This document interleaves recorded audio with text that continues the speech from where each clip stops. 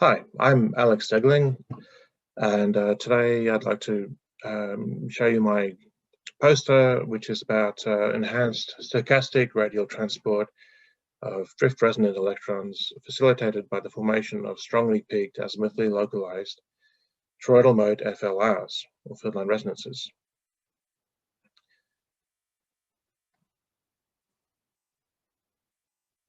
So what does all of that mean? Well, we know that PC5 waves, ULF waves in the magnetosphere, can interact with energetic charged particles by a process known as drift resonance. And in this case, particles with a certain range of their first and second adiabatic invariants, M and K, they're drifting around the Earth at a certain azimuthal drift speed, and when that speed matches the azimuthal phase velocity given by omega over m, such that that condition is satisfied, then you have a resonance situation, and the particles can pick up energy from the wave over a period much longer than the wave period. So azimuthal localization of a ULF wave introduces, or can be represented as, a spectrum of azimuthal mode numbers, or multiple waves with the same frequency but different m's, and the power will be distributed over these waves, and each of these wave components can also interact with particles satisfying the drift resonance condition. And if these waves have sufficient amplitude, then the region of strong interaction, where the particles are trapped between wavefronts, or known as the trapping width of these resonances, can overlap, and that allows transport and energization across a range of L-shells that spans the overlapping resonances. So adding to this picture is a phenomenon for ULF waves known as field line resonances.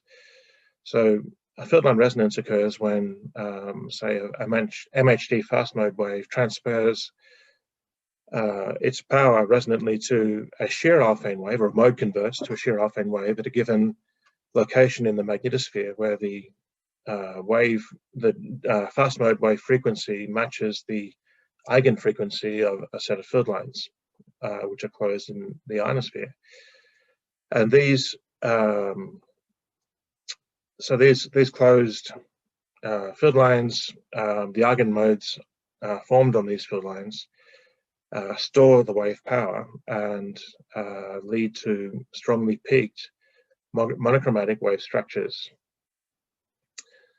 And recently, it's been shown that these strongly peaked structures can alter the resonance condition for drift resonant electrons by introducing additional resonant islands at the FLR location instead of just the drift resonance location. So here, what we're going to do is we're going to investigate the same effect, but including the idea that we can have multiple waves with different m's. These will have the field line resonance at the same location, but they'll have different drift resonance locations. So we'll see what happens when the amplitude of the wave becomes large enough and you get an overlap condition for drift resonances between these waves with different m's. And the situation I'm going to be looking at is for toroidal mode driven FLRs by fast mode waves, which are launched, for example, from the magnetopores. And what I'm going to be doing is using a simple analytic model to describe the wave fields, and at least I can treat the drift resonance condition of the individual waves, the electron dynamics for individual waves analytically as well. So to set up, oops, I can get rid of that now. To set up the problem, I'm going to use dipole field line coordinates. Nu is a radial light coordinate. Mu is the field aligned coordinate, and phi is the MLT direction coordinate. And we can write a vector potential for the wave, and I'm looking at first order perturbations, so I can describe perturbed vector potential in terms of phi1 and mu1, and basically that corresponds with field line oscillations in the phi direction and in the nu direction. And I'm assuming a single frequency wave and frequency omega, and for each of these waves I have a different constant value of m.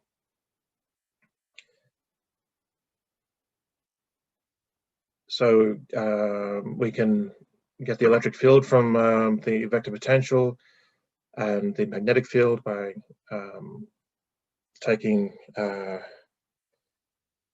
these two expressions here, dA dt minus dA dt, and the curl of A.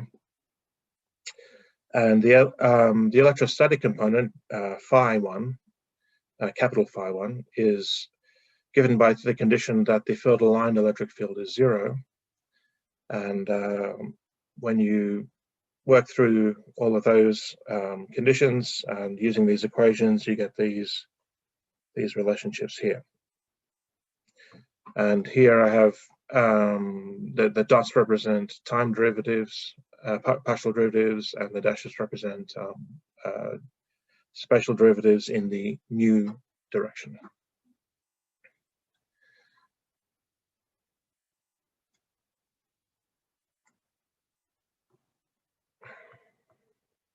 And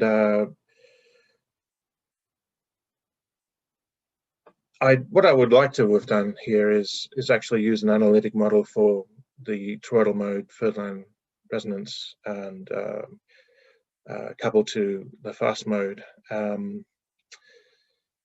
But I couldn't get it to work in time. So instead what I've done is I've gone back to an earlier numerical model that I'd made for a dipole field, which numerically solves the same problem. So I'm solving this equation here, where S is the external source of the waves at the outer boundary, and I'm assuming solutions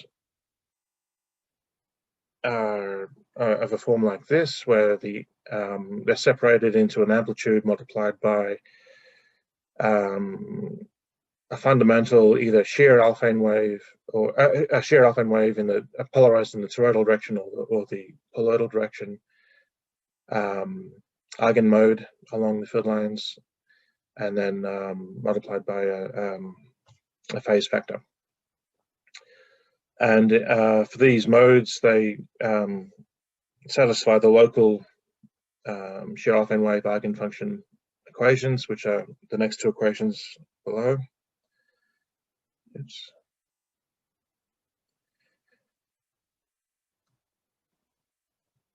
And in this model, I can include finite ionospheric conductivity, and this has the effect of making the eigen frequencies complex, allowing dissipation of energy into the ionosphere.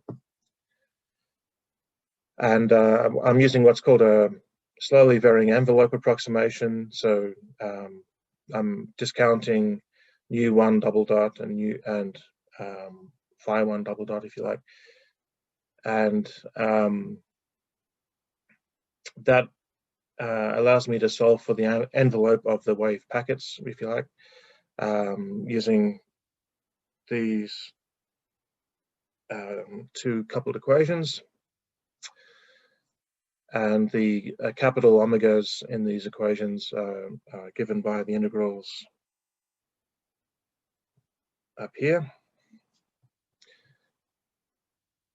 And I'm assuming a certain, a specific cold plasma density profile, which along with the dipole magnetic field sets the alpha end speed profile. And the reason I wanted to, in particular, include the ionospheric conductance in this problem is because I wanted to see the effect of an increasingly sharp field line resonance peak on the way on the dynamics of electrons which will be interacting with these waves. So what I'm, oops, that's not what I meant.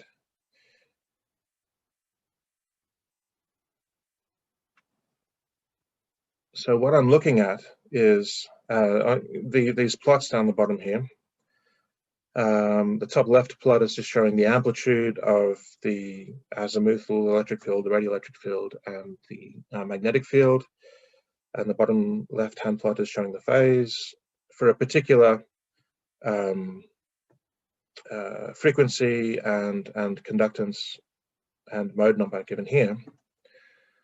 And on the right-hand side, I'm showing the radioelectric field in the top plot and the azimuthal electric field in the bottom plot amplitudes for different values of the conductance. And I'm showing that as the conductance increases from the critical conductance value, which is given by this condition, the field line resonance peak becomes more and more enhanced because the wave energy is more efficiently trapped at the resonance. So there's less energy able to leak into the ionosphere and be dissipated. And so this is the feature that I want to examine when I look at how waves with different azimuthal mode numbers interact with the electrons. I'll get to that in a minute. So the next step is to look at the particle dynamics. We can, at least for a single wave frequency and a single azimuthal mode number, we can write out the bounce average equations of motion in the nu direction and the phi direction. And we can write it in terms of a very simple Hamiltonian, and which is given by this. And the point I want to make here is that the effects of the wave are included implicitly in this equation through gamma, through the relativistic correction factor gamma, which is given right next to it here, and then that is through the mirror value of the magnetic field. So, oh, and also in this, Northrop's approach is to look at the dynamics in a frame of reference which is fixed to field lines. So if there are waves present, then these field lines are actually moving in space and time. So we need to transform back to the stationary frame, and we do that by adding this term.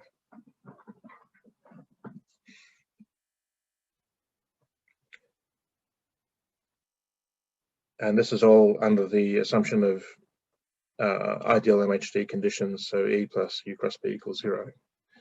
And U here is the field line velocity. So in order to calculate the these two quantities, dH nu and dH phi, what we need to do is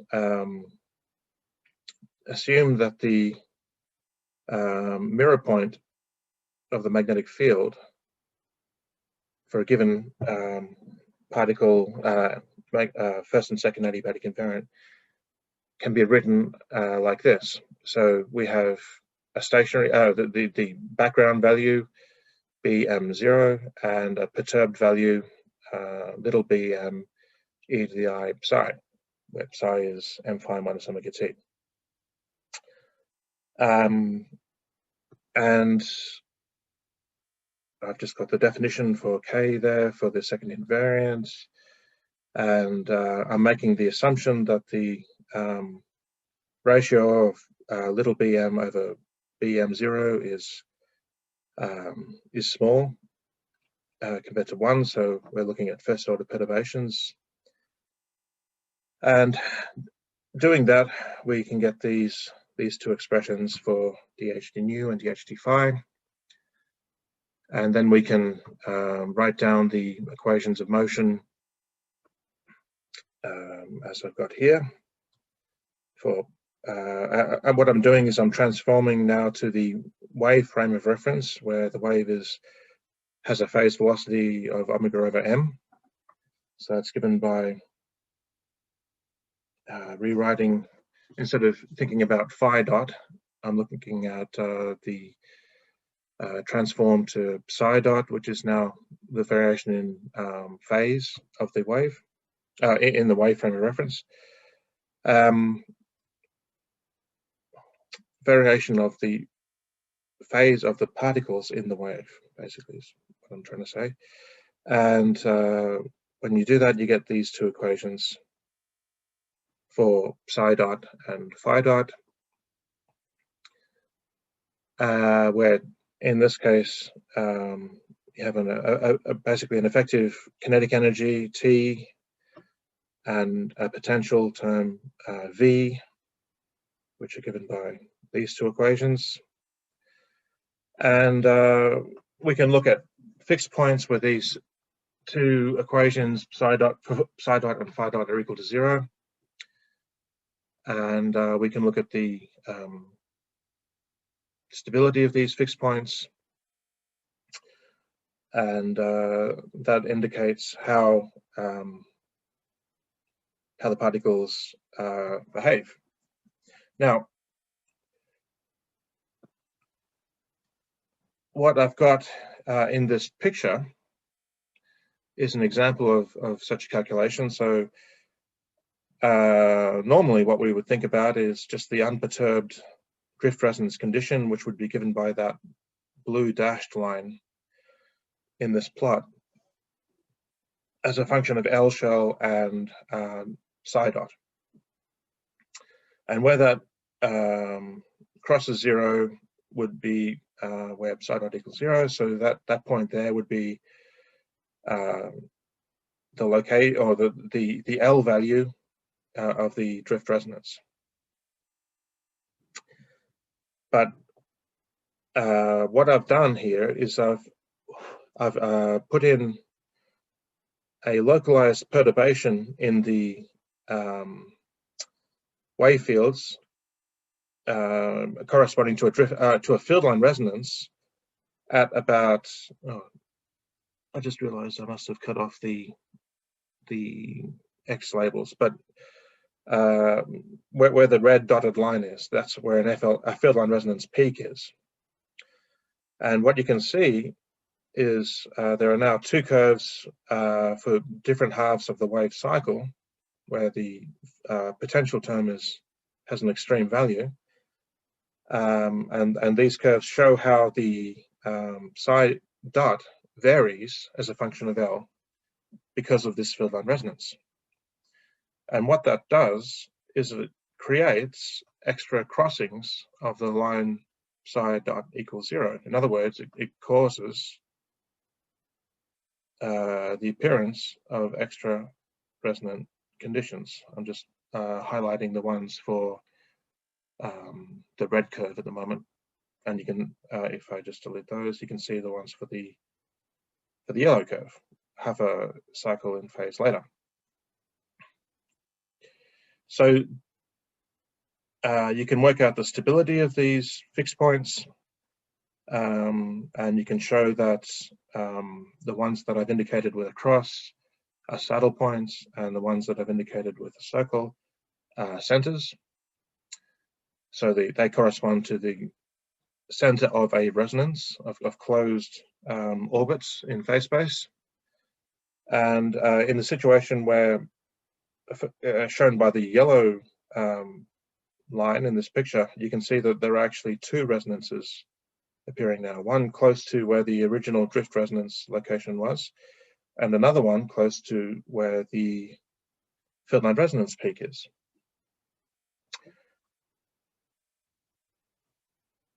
So that is showing the effect of a single field line resonance, peaked fields from a single field line resonance as a function of L shell on the drift resonance condition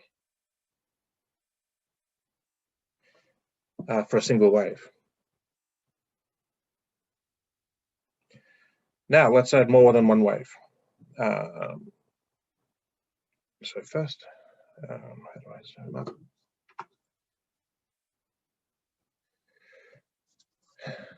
So I can look at different cases with different amps. That's basically what I'm showing here.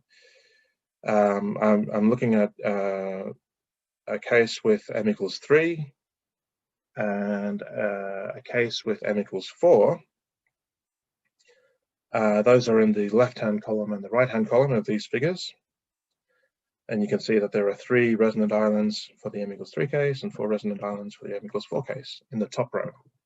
Now the top row corresponds to the situation where I have a low value for the Peterson conductance. So the field line resonance in this case is very small, is low in amplitude. And these resonant islands look like we would expect them to look. There's only one crossing of the drift resonance condition, psi dot equals 0 as a function of L in each case, and so there's only one resonance in each case.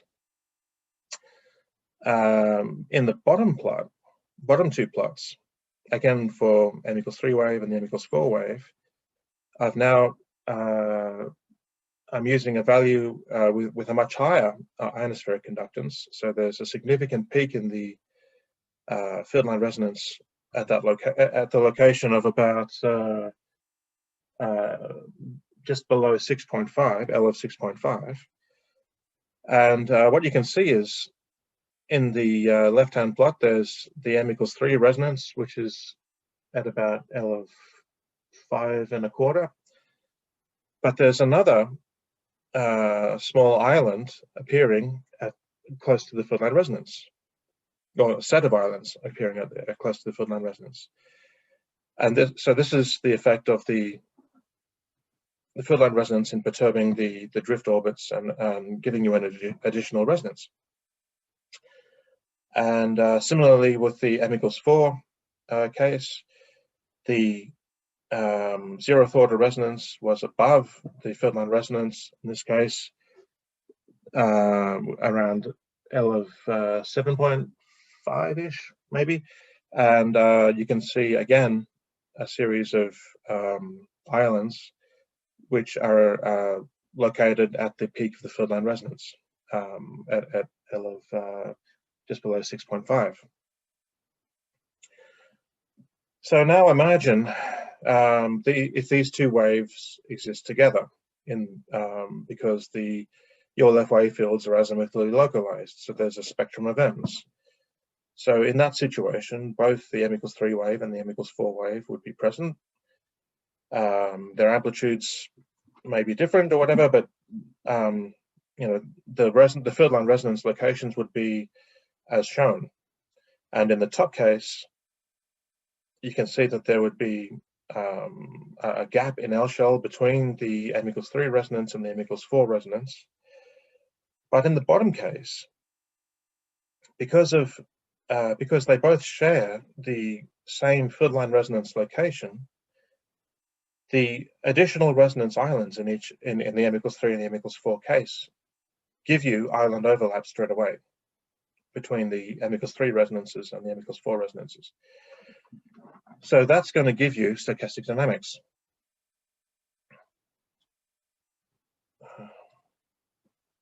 And to illustrate that, or demonstrate that,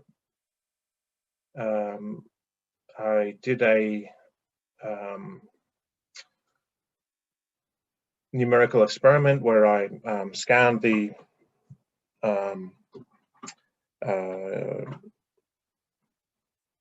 Peterson conductance for a number of different cases, with all the other conditions the same. So the same amount of wave power is going in the source, but all that's changing is the ionospheric conductance, and therefore the amplitude of the field line resonance.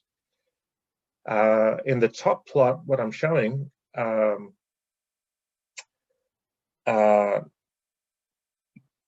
the change in initial L shell.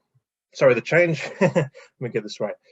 The colors show the initial L shell for particles that have arrived at a certain final L shell, and phi in each diagram as shown, and the different subplots for different times in the simulation or in the model run. And the left-hand plot is for the case where the conductance, it's showing the low limit conductance, ionospheric conductance case, and the right-hand plots are showing the upper limit of the conductance case. So one is at 5 times the Peterson conductance, and the other one is at 20 times the Peterson conductance. So each going down from the top to the bottom is a different snapshot, one after every 5 wave periods, so 5, 10, 15, 20 wave periods. And I've indicated 3 sort of characteristic trajectories, one above the m=4 resonance at the top, and one which is the white contour at the top, and the magenta contour at the bottom is below the m=3 resonance, and the black contour is at a location which is in between the 2 resonances. So what I want you to look at is how those contours and how the colors change going from the left-hand figures to the right-hand figures. And what you can see is that in particular for the trajectory in the middle, the black trajectory between the resonances, that's the one that really shows the presence of stochastic behavior or diffusive behavior, because in the right-hand case with a highly peaked field line resonance. And so what you can see is points in that trajectory becoming increasingly disorganized and starting to fill the entire space between the white curve at the top and the magenta curve at the bottom. So this is indicating that these particles are able to be transported across a much larger range in L shell, simply because of the presence of that field line resonance. Not the presence of the field line resonance, the amplitude of the field line resonance. And all that I've done is change the conductivity. In the ionospheric conductivity, the same amount of wave power is present in both cases. The bottom plot here shows a kind of a summary of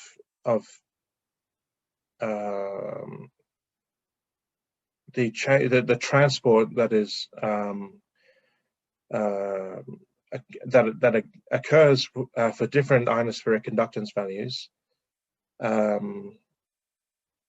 as a function of L shell. So what I did is I looked at the change in L, the maximum change in L over the 20-wave period for particles, all starting at the same initial L but at different phases, and plotting these curves for different ionospheric conductance values that's represented by the colors. So for low values of conductance, you can see that there's a kind of a U shape for these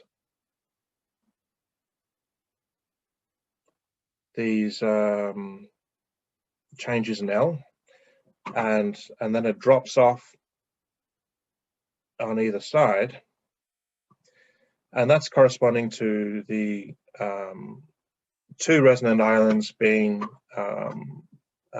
unaffected by each other. So the overlap condition has not been met, and the two resonances happily sitting there more or less independently. But as you increase the conductance and the field line resonance peak becomes larger, you can see that the trough that was occurring at roughly the field line resonance location is now becoming a peak in the change in L as a function of L shell, delta L as a function of L shell. So when the field line resonance becomes large, then you have a much greater change in L for particles that started at that location, because they're able to spread to both sides, to the n=3 side of the resonance at low L shell, and the n=4 side of the resonance at high L shell. And what I'm showing in the inset there is how that peak develops as a function of the conductance value